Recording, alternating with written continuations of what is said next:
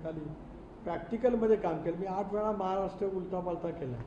महाराष्ट्राचा कानाकोपरा अगदी तालुक्याच्या नंतर कुठला तालुका तो चांद्यापासून बांध्यापर्यंत मी सांगू शकतो. कारण मला याची काही चिंता असते काही कारण नाही. एक भाग आहे. आता ते रणनीतिकार जे आहेत त्यांचं आहे, त्यांचं एक वेगळं त्याने एक वैशिष्ट्य जपलेलं आहे. पण मला ज्ञात नाही की ते आज आमच्या पक्षासाठी काय काम करतात की काय. स्वाभाविकपणाने बहिणींची अध्यक्ष म्हणून त्यांची भेट जरूर त्या ठिकाणी झाली. 1-1.5 महिन्यापूर्वी आमची एकत्रितपणाने त्याला भेट झालेली होती. पण that was a courtesy call. त्याच्यानंतर मला छोटे ते निवडणुका लढलेले होते, ते विजयी पण त्या ठिकाणी झाले. हा भाग वेगळा आला.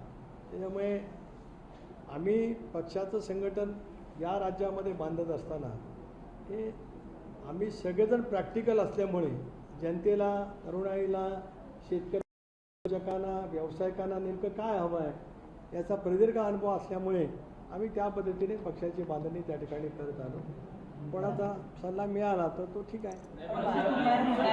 भाजपच्या विरोधात ते बिहारमध्ये निवडणूक लढताय, तुम्ही भाजपबरोबर इथं मित्र पक्ष असेल तर भाजपचे कुठेतरी अशा पद्धतीने जे भाजपच्या विरोधात निवडणूक जिंकून आले त्यांना तुम्ही बरोबर घेता आणि तुम्ही ते भाजपबरोबर सत्तेत आहात. काल केवळ सदिच्छा भेट झाली म्हणजे त्यांना नेमलं असा अर्थ काढणं चुकीचं आहे. एक 6 ते 7 तास भेट झाली असं आपण म्हणतात. आता या संदर्भामध्ये आदरणीय अध्यक्ष म्हणून बहिणी किंवा पार्थ, कारण पार्थ होते असं तुमच्याच याच्यामध्ये बातमीमध्ये तर त्याच्यामुळे ते त्या बाबतीमध्ये सांगू शकतील. पण मला असं वाटतं की कर्टसी भेट झाली म्हणजे त्यांनी काहीतरी आम्ही त्यांना काय नेमलं असं मानण्याचं काही कारण नाही. भारतीय जनता पक्षाच्या नेतृत्वाखाली आम्ही एनडीएमध्ये आहोत. हे निर्विवादपणाने गेल्या 3 वर्षामध्ये किमान 100 वेळेला मी अधोरेखित केले. दादांच्या दुर्दैवी निधनानंतर सुद्धा ज्या ज्या वेळेला वेगवेगळे प्रश्न उपस्थित झाले त्या वेळेला सुद्धा मी स्पष्टपणे सांगितलं की आम्ही आज मोदी साहेबांच्या नेतृत्वाखाली, अमित भाईंच्या नेतृत्वाखाली भारतीय जनता पक्ष एनडीए प्रमुख आहे. मी एनडीएचं विश्लेषण पण काय केलं, भारतीय जनता पक्ष आणि त्याचे मित्रपक्ष, UPA म्हणजे काँग्रेस मुख्य पक्ष आणि त्याचे मित्रपक्ष, आम्ही एनडीएमध्ये आहोत, भारतीय जनता पक्षाच्या सोबत आहोत. त्यामुळे त्या नेतृत्वाच्या सोबतच, त्या पक्षासोबतच अलायन्स पार्टी म्हणून राष्ट्रवादी काँग्रेस पक्ष पुढच्या कालावधीमध्ये वाटचाल करणार आहे. आता प्रशांत किशोर त्यांच्या विरोधात निवडून आले, ती निवडणूक लढली, त्याचे निकाल लागले, ते स्पष्ट आहे. आमची भूमिकाही स्पष्ट आहे की आम्ही एनडीए सोबत आहोत आणि एनडीए सोबत राहणार. नाही पण सर तुम्ही म्हणताय सर्वेची गरज नाही, पण यापूर्वी नरेश अरोरांनी काम केलं ना, डिझाईन बॉक्सद्वारेच राष्ट्रवादीची सगळी वाटतं. तुम्ही माझा वाक्य अर्धवट ऐकलं. मी म्हटलं मला सर्वेची गरज नाही, असं नाही म्हटलं. एक आणि कुठले राजकीय पक्ष आता अलीकडच्या कालावधीमध्ये गेल्या 15-20 वर्षात एक सर्वे करून घेण्याची पद्धती आहे.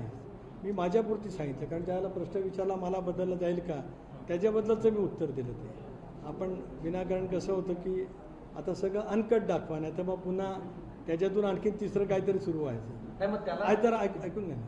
तर त्याच्यामुळे सर्वे करून घेणं, तसं आम्ही एकत्रित असताना सुद्धा सर्वे करून घेतले जात होते. त्याच्यातून एक अंदाज येत असतो. बघा 2014ला मी राष्ट्रवादी काँग्रेस पक्षाचा प्रदेशाध्यक्ष झालो. शेटे साहेबच्या नेतृत्वाखाली आम्ही सगळेजण होतो. राष्ट्रवादी काँग्रेस पक्षाच्या दृष्टीतून सर्वात चॅलेंजिंग निवडणूक कुठली 99पासून तर ती 2014ची होती. 2014ची एक तर आम्ही स्वतंत्र निवडणूक लढवत होतो, 4ही पक्ष.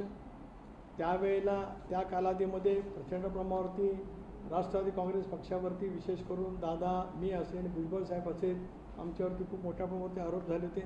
अशा वेळेला त्या निवडणुकीचा प्रदेशाध्यक्ष म्हणून मला संघटनेमध्ये काम करण्याची संधी मिळाली होती. त्यावेळेला सुद्धा थोडाफार सर्वे केला, पण आम्ही 41 जागा जिंकलो. 19मध्ये सुद्धा, कारण त्या 4 वर्षात मी 4 वेळेला महाराष्ट्र पालथा घातला. त्यावेळेला नंतर जयंतराव अध्यक्ष झाले, दादा नेतृत्व करत होते, सगळेजण आम्ही मेहनत करत होतो. जवळपास आम्ही 57 जागांच्यावरती यश मिळवलं 19 सालामध्ये. तर त्याच्यामुळे राष्ट्रवादी काँग्रेस पक्ष हा खोलवर, कारण पवार साहेबांना तर एकेका तालुक्यातली 10-15 माणसांची नावं माहिती आहेत. दादांचं पण तसंच होतं. आता आम्ही सगळेजण अनुभवी असलेलो त्याच पद्धतीने काम करतो. म्हणून सर्वे करणं काही गैर अशातला भाग नाही. सर्वे केला जातो, एक ढोबळ मानाने अंदाज येत असतो की तिथं नेमकी परिस्थिती काय आहे. पण आम्ही सगळे प्रॅक्टिकल असल्यामुळे आमच्या प्रदीर्घ अनुभवाचा आणि या मिळालेल्या सर्वेचा ताळमेळ घालत पक्षाला कशामध्ये यश मिळू शकेल याचा प्रयत्न होतो. मागच्या वेळेला सुद्धा सर्वे झाला, पण सर्वे झाल्याच्या नंतर तुम्ही बघा की लोकसभेच्या निवडणुकीमध्ये आम्हालाही दारुण अपयश आलं आणि एनडीएला महाराष्ट्रामध्ये सुद्धा कमी जागा मिळाल्या. त्यावेळेला दादांच्या समेत पूर्ण महाराष्ट्र आम्ही फिरलो. म्हणजे डिझाईन बॉक्सने काय केलेले थीम असेल ती असेल, पण फिरलो नसतो तर नुसतं थीमवरती यश नाही मिळत किंवा सल्ल्यावरती यश मिळत नाही. त्याच्यासाठी जनमानसापर्यंत पोचवण्याची क्षमता असावी लागते. तिथपर्यंत तुम्हाला कष्ट घेण्याची तयारी दाखवावी लागत असते. त्या राहिलेल्या 1.5 महिन्यात दादांच्या समवेत दादांनीच एकेका दिवसात आम्ही 3-3 मतदारसंघ पुरे करत होतो. त्याच्यातून मग आमचा स्ट्राईक रेट नंबर 2चा राहिला राज्यात. म्हणून मी म्हटलं की आम्ही प्रॅक्टिकल आहोत, थिअरीपेक्षा प्रॅक्टिकलवरती महत्त्व देणारे आम्ही सगळेजण आहोत. पिकेंबद्दल 2 गट आहेत पक्षात. काय गट 2 पडलेत का? त्यांना एक विरोधाने असं काही झालं? कुठं असं काय अर्थ काढता मला काय कळलंच नाही. कुठले 2 गट काय तुमच्याच? आता कसं आहे तुमचं सूत्र कोण मला माहीत नाही. ते पडलेलं सूत्र आहे का निवडून आलेलं सूत्र ते पण मला माहीत नाही. एक पण मला माझं राजकीय गोत्र माहिती आहे. तुमचं सूत्र मला माहीत नाही, पण मला आमचं राजकीय गोत्र माहिती आहे. आम्ही फील्डमध्ये असल्याच्यामुळे आम्हाला या सगळ्या गोष्टी कळतात. आणि 2 गट कशाला राहतील? कुठं काय त्याच्यामध्ये काय त्यांची नेमणूक केल्याचं कुठं अधिकृत आहे का? कोण भेटलं सदिच्छा भेट म्हणजे लगेच असं काय झालं असं मानणं चुकीचं ठरेल. मला असं वाटतं खासदार पार्थ पवारांनी या संदर्भात ट्विट पण केलं. तुम्ही म्हणतात की अजूनपर्यंत अधिकृत त्यांना घेतलेलं आहे काय माहित नाही, परंतु तुमच्या पक्षामध्ये तुमच्या 2 नेत्यांच्या संदर्भातला अविश्वास आहे का? कारण की अजित पवार असताना अजित पवार कॅल्क्युलेटिव्ह सगळ्यांना घेऊन खरं तर चर्चा करायची कोणतीही गोष्ट घेऊन. आता मात्र पक्षामध्ये सुनेत्रा पवार आणि पार्थ पवार हे दोघंच नेते मंडळी वेगवेगळ्या विषयांवरती चर्चा करतात. आता ही पण तुमची सूत्राची माहिती खोटी आहे किंवा तुमची असेल तर ती सुद्धा चुकीची आहे. मी खोटी नाही काय म्हणत, आणि एखाद्या शब्दाचे 2 अनवद्य निघतात मी चुकीची आहे. बहिणी आणि आमचा कोर ग्रुप एकतर माझाही संपर्क नियमित असतो, कोर ग्रुप म्हणून आम्ही नियमितपणाने बसतही असतो. आता माझंही अधिवेशन किंवा प्रफुल्लबाईंचं अधिवेशन चालू आहे, त्याच्यामुळे प्रत्यक्षात काय गाठीभेटी या 3 आठवडे झाल्या नाही तरी सुद्धा फोनवरून आमचा संपर्क असतो. कोर ग्रुपची सुद्धा बैठक नियमितपणाने होत असते. त्यामुळे आम्ही सगळेजण एकत्रित बसूनच निर्णय करत असतो. तर बऱ्यापैकी एकदा होते ती सदिच्छा भेट असते किंबहुना 2दा होते सदिच्छा भेट असते. मागच्या 2 महिन्यामध्ये 4 बैठका होत आहेत. दिल्लीला 1 झाली, मुंबईत 3 झाल्या. आणि अशा वेळी काही गोष्टी ज्या येत आहेत त्या बाहेर येताना प्रामुख्यानं नेतृत्वाच्या अनुषंगाने राज्यातल्या काही शंका उपस्थित त्यांच्या वतीने करण्यात आलेली आहे. मुळात ते तुमच्या पक्षाचे खरंच राजकीय सल्लागार म्हणून नियुक्त झाले का? आणि या अनुषंगाने राजकीय नेतृत्वाच्या अनुषंगाने जे काही सवाल उपस्थित केला त्याबद्दल काय म्हणतो? ते राजकीय सल्लागार नेमल्याचं माझ्याकडे माहिती नाही, पण नेमलं असतं तर नक्की माहिती असते. याचा अर्थ ते नेमलेले नसावे. एक भाग.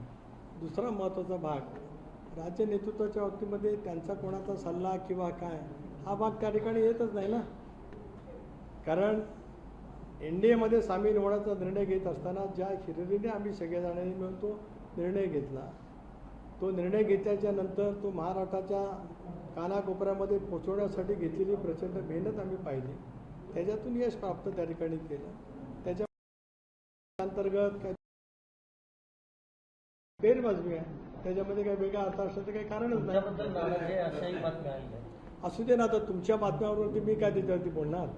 माझ्याबद्दलची नाराजगी आहे असं तुमच्या ज्या काय बातम्या सांगतात, म्हणून मी म्हटलं तुमचं सूत्र काय मला माहीत नाही, पण मला माझं गोत्र माहिती आहे ना. अख्खा महाराष्ट्र 8 वेळा पालथा घालणारे जे महाराष्ट्रातले मोजके नेते त्याच्यातला मी एक आहे. तेव्हा मला सलगपणाने मतदारसंघ तालुके सगळे सांगता येऊ शकतात. त्यामुळे कोणाला काय वाटतं याच्यासारखा विचार करण्या इतपत काय आजची ती काय स्थिती नाही. 41 वर्ष राजकारणात आहे आणि माझी सुरुवात रोहा तालुका काँग्रेसचा सरचिटणीस म्हणून 85ला झाली आणि 85ला विधानसभेचं तिकीट मिळालं. 41 वर्षाचा प्रवास हा काय अशाच पद्धतीने राहिलेला नाही. आणि रायगडसारखा अतिसंवेदनशील राजकीयदृष्ट्या सजग असलेल्या जिल्ह्यामध्ये इतके वर्ष काम करणं म्हणजे काहीतरी असेल थोडंफार. तुमच्यामध्ये खूप चांगला समन्वय आहे असं सांगताय. याच्यामुळेच प्रदेशच्या नियुक्त्या तुमच्या अनुपस्थितीत काल दिल्या जातात. एका दिवसात तुम्ही आज आणि थेट राष्ट्रीय राष्ट्रीय होऊ शकते, पण प्रदेशच्या नियुक्त्या किंवा प्रदेशात तरी पक्षांनी द्यावा असं अपेक्षित करणं चुकीचं आहे. 2 भाग आहेत. मी आज अचानक आलो असं म्हणण्याचं काही कारण, आज शुक्रवार आहे. दर शुक्रवार मी येतो. बोलू दे ना सागरजी, असं काय करताय? अचानक येण्याचं काय कारण? आज अधिवेशनाला सकाळी जाऊन इकडे आलो, दर शुक्रवारी येतोच एक भाग. दुसरा भाग असा की या नियुक्तीच्या संदर्भात चर्चा अगोदर झालेली होती. त्याच्यामुळे सोयीनुसार त्यावेळेला राष्ट्रीय अध्यक्ष म्हणून, उपमुख्यमंत्री म्हणून, आमच्या नेत्या म्हणून वहिनींनी पत्र दिली, पण माझ्या सहीचीच पत्र आहे. त्यामुळे काय वेगळं वावगं वाटायचं काय कारणच काय? आता इतर पक्षामध्ये सुद्धा अशा नियुक्त्या देताना काही सगळेच आहेत ते काही प्रश्नचिन्ह नाही.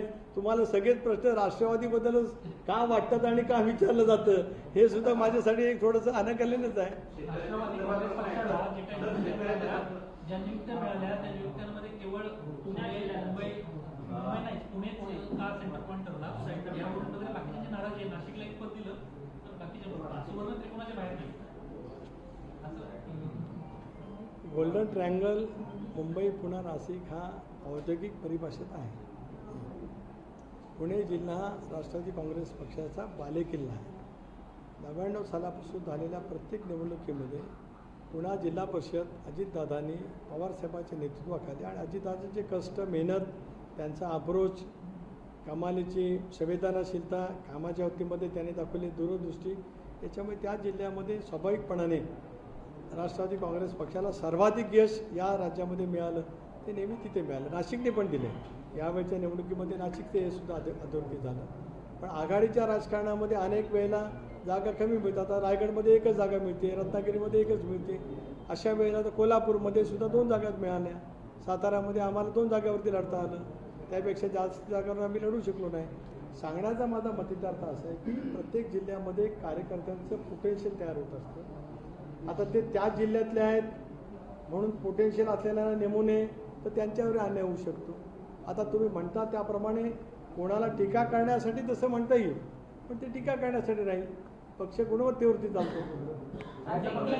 असा अर्थ इतरांची गुणवत्ता नाही असातला का भाग नाही. एकाच व्यक्तीची एका जागेवरती निवड करत असताना त्या जागेसाठी पात्र असणाऱ्यांची संख्या खूप राहू शकते, राहणारच. कारण पक्षाचं क्रीडर हे पवारसाहेबांच्या वेळेला तयार झालेलं होतंच. दादांनी तर 99 सालापासून पक्षाचं क्रीडर समजा महाराष्ट्रामध्ये उभं केलेलं आहे. त्यामुळे स्वाभाविकच युवक असेल, युवती असेल, महिला असेल किंवा इतर सेल ज्या नियुक्त्या असतील, या सगळ्यामध्ये कार्यकर्त्यांची सजगता, त्यांच्या नियुक्तीच्या बाबतीमध्ये असलेलं त्यांचं योग्यता ही मोठ्या प्रमाणावरती आहे. हेच तर उलट पक्षाच्या वृद्धीचं आणि पक्षाच्या बळकटीचं होतं का असं मी मानतो. प्रश्न आहे की प्रशांत किशोर यांनी तुमच्या पक्षाच्या लोकांना कोर्टीमध्ये काहीतरी सल्ला दिल्यामुळे पक्षाध्यक्षपद पेपरला बातम्या आल्या, तर खरंच इतकं सत्य आहे का? आणि प्रशांत किशोर तुमच्या पार्टीला सल्ला पक्षाध्यक्ष बदलण्याचा देऊ शकतो, कारण की आम्हाला तर काही भेटलं नाही. मला असं वाटतं मी मगाचपासून 3-4 वेळेला या बाबतीमध्ये स्वच्छपणाचं उत्तर दिलेलं आहे आणि त्याच्यामुळे त्या प्रश्नामध्ये किंवा त्या विषयामध्ये काय तथ्य असेल असं मला स्वतःला काय वाटत नाही. आम्ही पक्ष नेहमीच एकत्रितपणाने बसत असतो आणि आम्ही चर्चा त्या ठिकाणी करत असतो. त्या वेगळं वाटण्याचं काही कारण नाही. कारण आता आपण म्हणतो त्या सगळ्या नियुक्त्या माझ्या पत्राच्या माझ्या सहीनीच आहे. त्यामुळे कशाला आपण वेगळा वावगा काय अर्थ काहीतरी काढायचा. कारण हवेत कुठल्या ना कुठल्या तरी बातम्या तयार झाला तर त्याच्यातून काहीतरी आम्ही स्पष्टीकरण देत बसायचं, अशी काय आज काही स्थिती निर्माण झालेली नाही.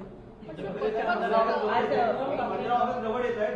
15 ऑगस्ट जवळ येत आहे. रायगडच्या पालकमंत्री पदाचा वाद नेहमीच पाहायला मिळालेला आहे. तुम्ही महायुतीचे प्रमुख नेते आहात, सरकारमध्ये प्रमुख घटक आहात.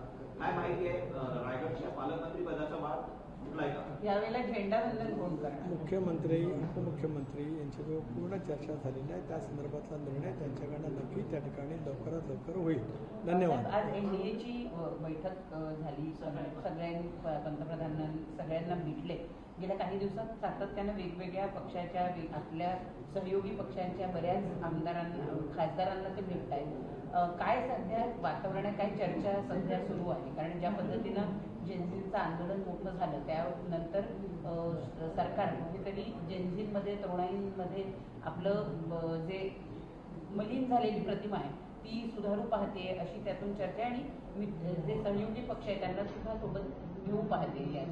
हे निकालास चुकीचं आहे.